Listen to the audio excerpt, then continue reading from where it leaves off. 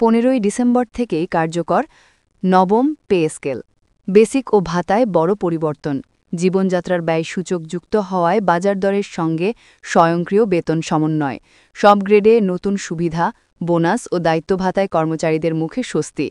আসসালামু আলাইকুম সরকারি চাকরিজীবী মহোদয়গণ। নবম পে স্কেলের আপডেট সবার আগে পেতে আমার এই চ্যানেলটি সাবস্ক্রাইব করে ভিডিওতে লাইক করে দেন।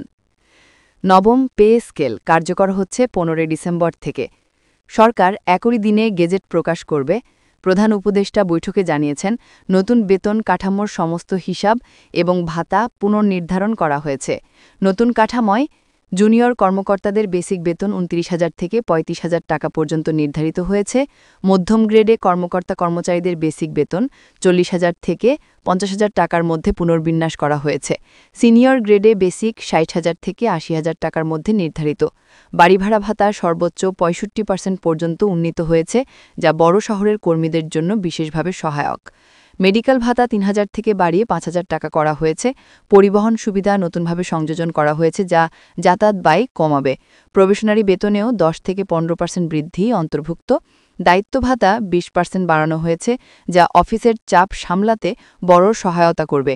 ফিল্ড স্টাফদের জন্য বিশেষ ট্রাভেলিং অ্যালাউন্স যোগ করা হয়েছে, যাতে মাঠ পর্যায়ের কাজ নির্বিঘ্নে করা যায়। শিক্ষাগত যোগ্যতা, অভিজ্ঞতা ও পদমর্যাদার ভিত্তিতে বেতন সমন্বয়ের ব্যবস্থা রাখা হয়েছে। নতুন কাঠামোর অন্যতম বিশেষ সংযোজন হল জীবনযাত্রার ব্যয়ের সূচক, যা বাজার দরের ওঠানামার সঙ্গে বেতন স্বয়ংক্রিয়ভাবে সমন্বয় করবে। এটি সরকারি বেতন কাঠামোয় এক নতুন যুগের সূচনা। দেশের বিভিন্ন দপ্তরে কর্মচারীরা নতুন বেতন তালিকা যাচাই করছেন। ফিল্ড অফিসার কর্মীরা বলছেন, এবার যাতায়াত খরচ আগের মতো চাপ তৈরি করবে না। বড় শহরের অফিসগুলোতে বাড়ি ভাড়া ভাতা বৃদ্ধিতে স্বস্তির হাসি দেখা যাচ্ছে। একজন কর্মকর্তা ফোনে বললেন, সবকিছু এবার সঠিকভাবেই সাজানো হয়েছে। অন্য একজন বলেন, এই কাঠামো আমাদের বাস্তব জীবনের ব্যয় সামলাতে সহায়তা করবে। দায়িত্ব ভাতা বৃদ্ধির কারণে অফিসার কর্মীরা সন্তুষ্ট। জুনিয়র কর্মকর্তারা আনন্দ ভরে বলছেন, নতুন বছরটা এবার ভালোভাবে শুরু হবে। উচ্চ পর্যায়ের প্রশাসন ইতোমধ্যেই সমস্ত প্রস্তুতি সম্পন্ন করেছে। বেতন স্লিপ নতুন করে তৈরি, গ্রেড তালিকা হালনাগাদ, দায়িত্ব ভাতা ও অন্যান্য ভাতার হিসাব প্রস্তুত। সব বিভাগকে নির্দিষ্ট দিনে নতুন কাঠামো কার্যকর করার জন্য নির্দেশনা দেওয়া হয়েছে।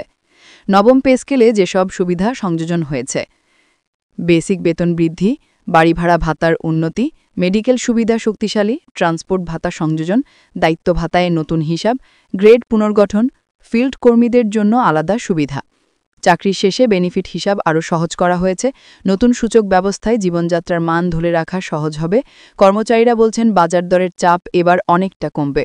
একজন বলেছেন, দৈনন্দিন দায়িত্ব পালন করা সহজ হয়ে গেছে। তৃতীয় কর্মকর্তা জানিয়েছেন, এই পে স্কেল চাকরি জীবনের নিরাপত্তা আরও বাড়িয়েছে। প্রধান উপদেষ্টা বলেন, সরকারি চাকরিজীবীরাই দেশের প্রশাসনিক কাঠামো চালিয়ে রাখে। তাদের আর্থিক নিরাপত্তা নিশ্চিত না করলে দেশের উন্নয়ন থেমে যাবে।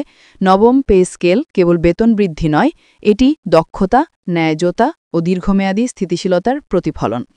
অফিসে কর্মীরা নতুন বেতন স্লিপ হাতে নিয়ে সন্তুষ্ট। ফিল্ড অফিসে ট্রাভেলিং ভাতা যাচাই চলছে।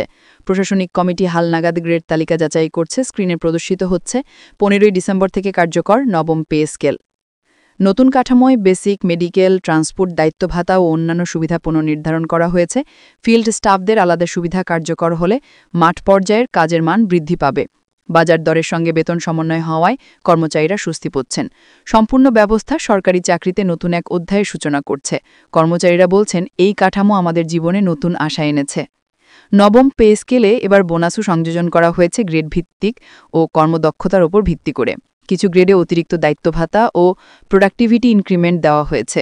দূরবর্তী অঞ্চলের কর্মচারীদের ট্রাভেলিং অ্যালাউন্স বাড়ানো হয়েছে। শিক্ষাগত যোগ্যতার ভিত্তিতে অতিরিক্ত ইনক্রিমেন্ট নিশ্চিত করা হয়েছে। প্রবেশনারি গ্রেডের কর্মকর্তাদের জন্য নতুন প্রশিক্ষণ ভাতাও যোগ করা হয়েছে। ফিল্ড অফিসে বেতন তালিকা যাচাই চলছে। কর্মচারীরা বলছেন, নতুন কাঠামো আমাদের কাজে উদ্দীপনা যোগ করবে। প্রশাসন ইতোমধ্যেই সমস্ত বোনাস, ভাতা এবং গ্রেড সংশোধনের রিপোর্ট বিভিন্ন দপ্তরে পাঠিয়েছে। 15 ডিসেম্বর গেজেট প্রকাশের সঙ্গে সঙ্গে নতুন কাঠামো কার্যকর হবে। বেসিক ভাতা সুবিধা সব সঠিকভাবে কর্মচারীদের হাতে পৌঁছাবে। জুনিয়র থেকে সিনিয়র পর্যন্ত সব গ্রেডের সুবিধা স্পষ্ট। জীবনযাত্রার ব্যয়সূচক থাকায় বাজার দরের সঙ্গে বেতন সমন্বয় সহজ হবে। অবশেষে সরকারি বেতন কাঠামোয় নতুন অধ্যায় শুরু হচ্ছে নবম পে স্কেলের মাধ্যমে।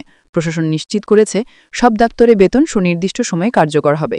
কর্মচারীরা বলছেন, এবার সত্যিই আর্থিক চাপ কমবে এবং অফিসেও কাজ সহজ হবে।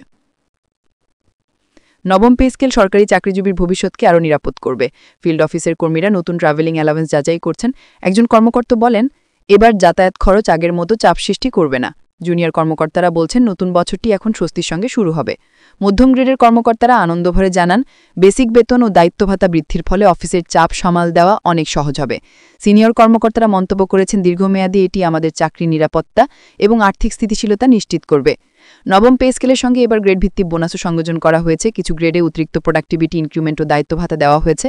দূরবর্তী অঞ্চলের কর্মচারীদের ট্রাভেলিং অ্যালাউন্স বৃদ্ধি পেয়েছে। শিক্ষাগত যোগ্যতার ভিত্তিতে অতিরিক্ত ইনক্রিমেন্ট নিশ্চিত করা হয়েছে। প্রবেশনারি গ্রেডের কর্মকর্তাদের জন্য নতুন প্রশিক্ষণ ভাতাও যোগ করা হয়েছে।